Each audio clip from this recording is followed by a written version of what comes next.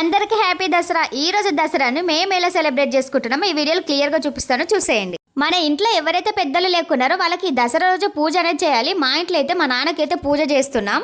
ఈ దసరా రోజు పెద్దలకి కొత్త బట్టలు అనేది పెట్టాలి. టవల్ అయితే మ్యాండేటరీ. ఇంకా మా బట్టలు అయితే పెడుతున్నాం. మా విన్ని గడికి కూడా డ్రెస్ తీసుకున్నాం, అది కూడా పెట్టేస్తాం. ఇంకా నెక్స్ట్ సాంబ్రాన్ అయితే వేస్తున్నాం, ఇదైతే కంపల్సరీ.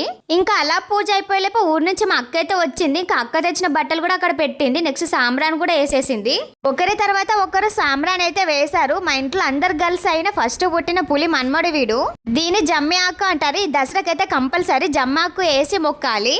పూజ అంతా అయిపోయిన తర్వాత ఎడకు పెట్టింది అయితే తింటున్నాం. ఎప్పుడు మా నాన్న ప్లేట్లోనే తినే నేను ఈ రోజు మా నాన్న ముందు కూర్చొని తినాల్సి వస్తుంది. ఇలా నాన్న ముందు కూర్చొని తింటూ ఉంటే నాన్నతో కలిసి తిన్న ఫీలింగ్ అయితే వస్తుంది. పులి మన్మడు అని చెప్పిన కదా, వాడు వీడే. ఎన్ని బాధలు ఉన్నా ఈ పిల్లల్ని చూడగానే బాధలన్నీ మర్చిపోతాం.